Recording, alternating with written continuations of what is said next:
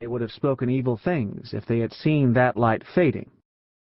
They would not have read the right lesson from it, that it was from haunting the presence of God that Moses' face shone. And Moses thought it better to hide his face, and let them only see it fresh from the face of God. Therefore, St. Paul says, he put a veil upon his face, that the children of Israel should not look unto the end of that which was passing away, namely, the glory, that they should not look at and see the glory passing away. It was not time to show them that yet. Persuade those men that this covenant, as they called it, was passing away, and they would have heeded nothing. They would not have understood that it was passing away for the sake of more glory that was coming out of it.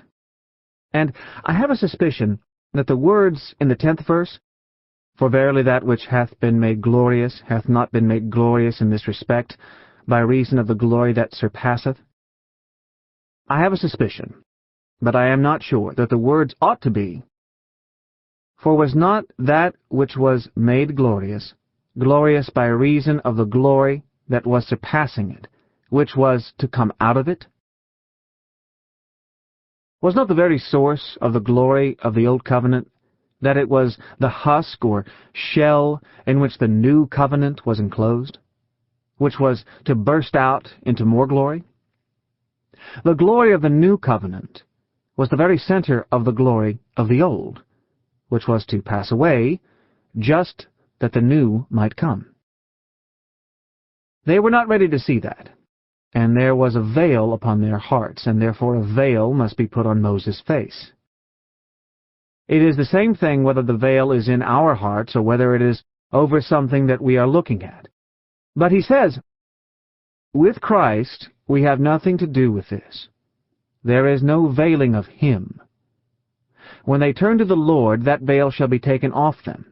For the Lord is the Spirit, and when the Spirit of the Lord is in their hearts, where the Spirit of the Lord is, there is liberty.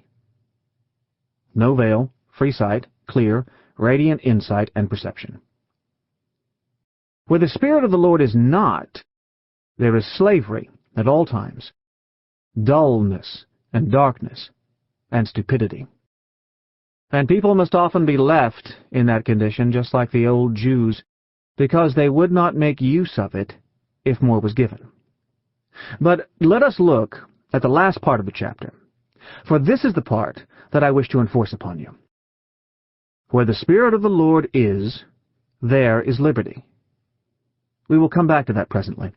I will tell you what, with much brooding and thinking for years, it seems to me is the mind of the apostle here.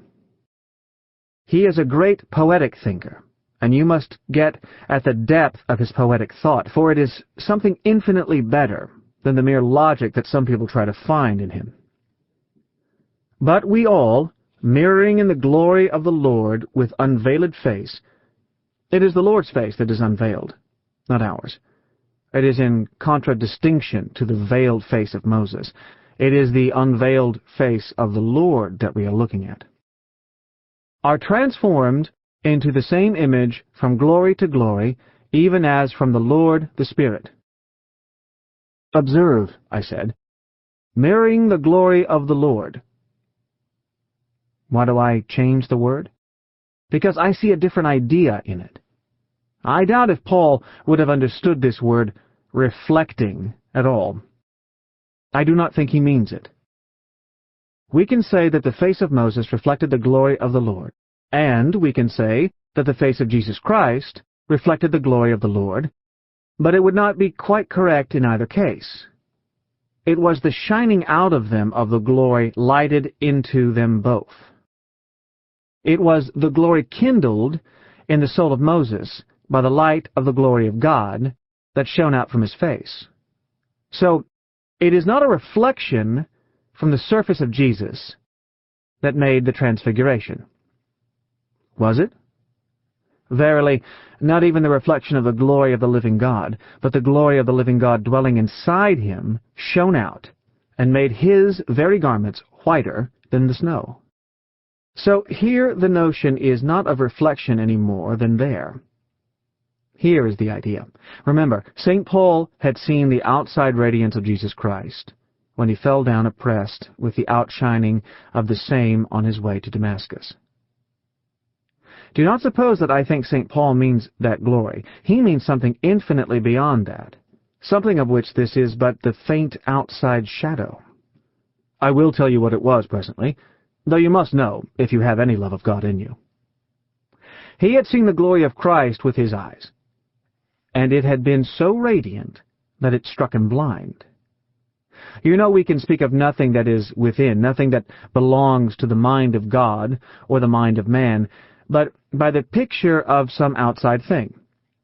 We must talk of light when we mean something infinitely better than light, but of which light is the garment or the natural outcome.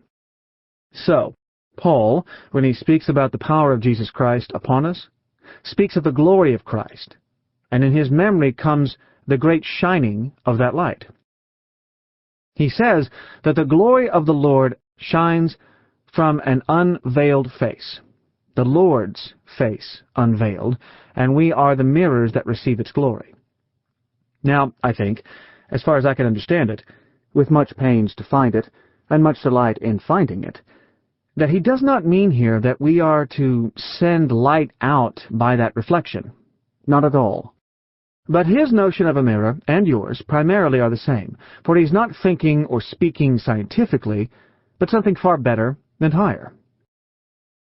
You know, human beings, when they are in their highest mood, will think and speak according to physical appearances, not according to what are now called physical facts. If you look upon a mirror upon which a great light is shining, you see the light deep into it, dwelling in it. And what he means here is that we are as mirrors to receive and hold the glory of Christ in silence. For observe, he says, "The Lord is the Spirit, and where the Spirit of the Lord is, there is liberty." And we all beholding the Lord himself, he comes into us as light into a mirror, and dwells there, and his Spirit is in us.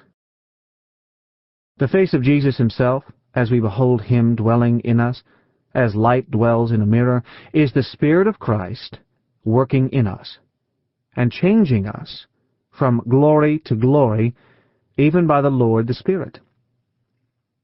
That is the pictorial figure that he is using. It is the poetic image of the thing that he means. I do not think it has anything to do with reflecting. There is no doubt we shall reflect it, but you shall do better than reflect it. A man reflects it when he talks about it, but he is to be changed. He is to be transformed into the same image from glory to glory. We become glorious by the glory of Christ dwelling in us and working in us until, as he was in the world, so we are in the world, and are radiant with his light, being in our very selves like Jesus Christ. By no resemblance, mind, by no imitation of him, but by living the same life, by rejoicing the same joy, by having the same glory for our inheritance. As the picture of the sun dwells in the mirror, so the form of Jesus Christ. The idea of him, as we behold him with unveiled face, dwells in us as a power, as an indwelling force. For, observe, you cannot get figures to do everything. There are things beyond speech and beyond human utterance. So these mirrors that he says we are human mirrors, not mirrors of polished metal, nor mirrors of glass. It is a higher kind of mirror that he is speaking of. The idea that we have drawn from seeing Christ, and everyone must have his own. I cannot give you mine. Jesus only can give you his by beholding him. The idea that by beholding Christ, you get of Christ, that is the mirror form of Christ in your soul. And that is the Spirit dwelling in you and working in you in proportion as you have him right and hold him true.